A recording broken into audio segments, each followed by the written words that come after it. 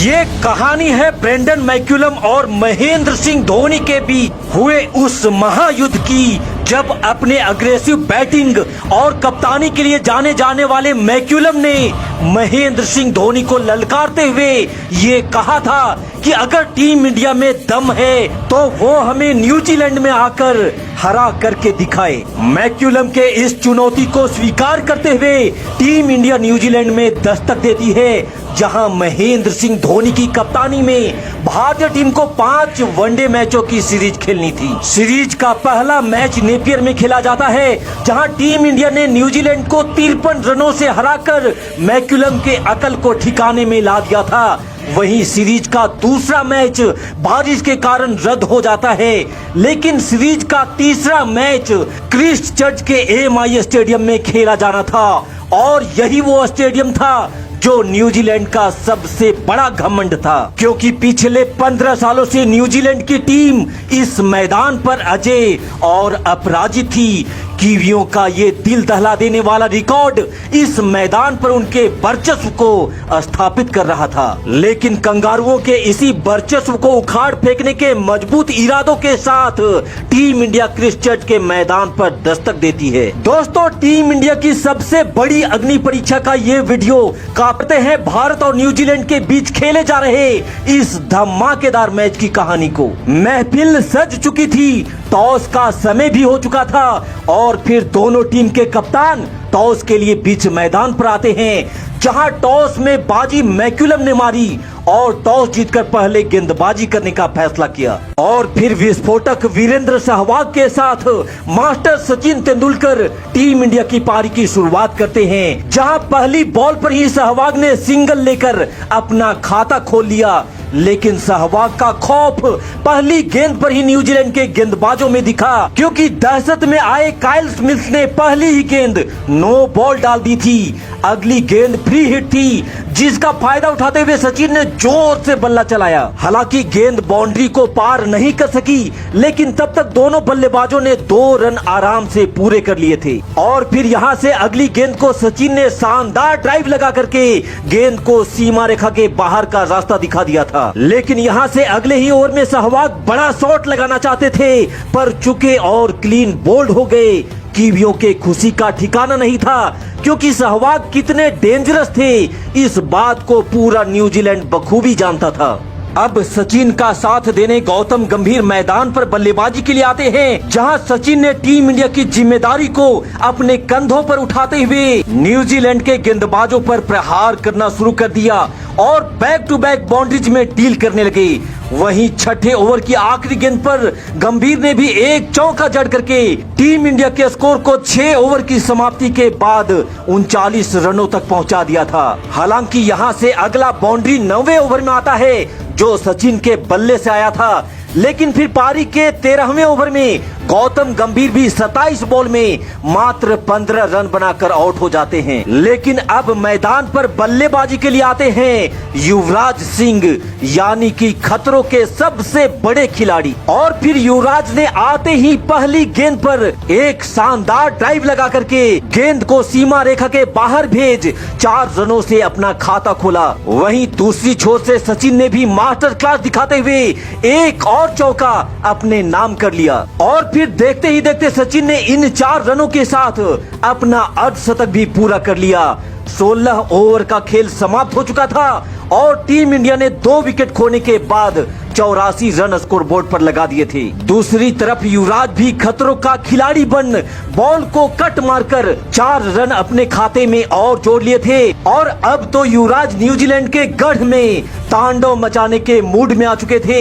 इस खूबसूरत चौके के बाद युवराज ने अगले ही गेंद को हवा में उठाकर जोर से मारा और गेंद उड़ते हुए सीधे दर्शक दीर्घा में जा गिरी। और फिर युवराज का एक और शानदार स्वीप और गेंद सीमा रेखा के बाहर। अब न्यूजीलैंड के गेंदबाज टेंशन में आने लगे थे, क्योंकि युवराज और सचिन की पार्टनरशिप तेजी से आगे बढ़ने लगी थी। जब से युवराज मैदान पर बल्लेबाजी के लिए आए थे, सचिन दूसरी छोर पर खड़े होकर बस युवराज की बल्लेबाजी के मजे लिए जा रहे थे और जिसका भरपूर मजा भी युवराज बैक टू बैक बाउंड्रीज लगा करके दिए जा रहे थे। बैक टू बैक 2 चौके लगाने के बाद युवराज ने इस बार बॉल को आसमानी सैर करवाते हुए 6 रनों के लिए स्टैंड में डाल दिया और फिर उसकी अगली गेंद पर एक और कवर ड्राइव और 4 रन युवराज के खाते में और आ चुके थे। 23 ओवर का खेल समाप्त हो चुका था और टीम इंडिया ने 2 विकेट खोकर 134 रन स्कोर बोर्ड पर लगा दिए थे। टीम इंडिया के रन रेट को तो युवराज ने पिकअप पकड़ा दिया था,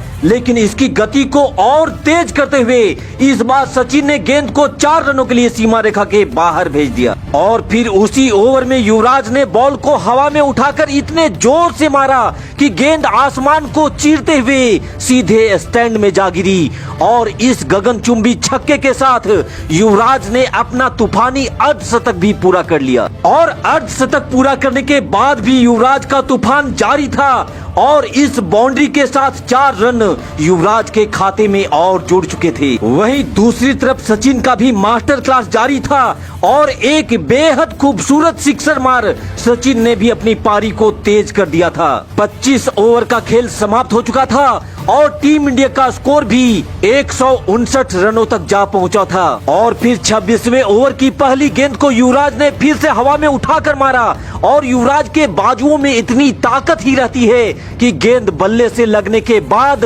सीधे स्टैंड का रास्ता नापती थी और फिर तू डाल तो मैं पात का गेम खेलते हुए सचिन ने भी उसी ओवर में एक और छक्का जड़ डाला। टीम इंडिया को ललकारने का और उसे हल्के में लेने का क्या हश्र होता है ये मैक्यूलम के आंखों में दिखने लगा था, क्योंकि 26वें ओवर की आखिरी गेंद पर भी सचिन ने एक खूबसूरत चौका जड़ डाला था। लेकिन ये तो न्यूजीलैंड के घमंड को निस्ते नाबूद कर देने की बस एक शुरुआत थी। जब पारी का 27वां ओवर शुरू होता है तो युवराज ने बॉल को हवा में उठाकर इस बार इतने जोर से मारा कि गेंद उड़ते हुए स्टेडियम के बाहर पहाड़ों पर जाकर के गिरी थी। इतना भयंकर और इतना लंबा छक्का देखकर न्यूजीलैंड के गेंदबाज दहशत में आ गए थे और वो युवराज के सामने आने से डरने लगे थे और युवराज ने इसी डर के माहौल को और बढ़ाते हुए लगे हाथों एक और चौका जड़ डाला। न्यूजीलैंड के घमंड का ये किला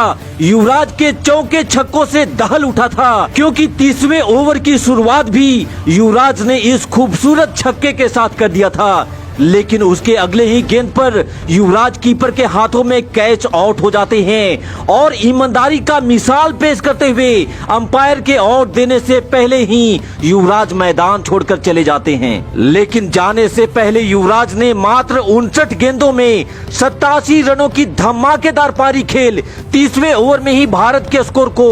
200 के पार पहुंचा दिया था। लेकिन अब न्यूजीलैंड की गेंदबाजी के धागे खोलने के लिए टीम इंडिया का एक और योद्धा व कप्तान महेंद्र सिंह धोनी मैदान पर बल्लेबाजी के लिए आते हैं और धोनी ने बिना कोई समय गवाए 4 रनों से अपना खाता खोला। हालांकि अगली ही गेंद पर धोनी को एक जीवन दान जरूर मिलता है और ये जीवन दान न्यूजीलैंड के लिए कितना महंगा पड़ने वाला था ये तो धोनी ने अगले ही बॉल पे चौका मारकर दिखा दिया था। लेकिन रुको भाई, अरे ये तो सिर्फ एक ट्रेलर थी। इसका असली पिक्चर दिखाते हुए धोनी ने इस बार बॉल को हवा में उठाकर मारा और गेंद 6 रनों के लिए सीमा रेखा के बाहर जा गिर पड़ी और फिर उसके अगले ही गेंद पर धोनी का एक और हवाई फायर हुआ और इस बार तो गेंद स्टेडियम में कोसों दूर जाकर के गिरी थी। वहीं दूसरी छोर पर इस सिंगल के साथ सचिन ने अपना शानदार शतक भी पूरा कर लिया।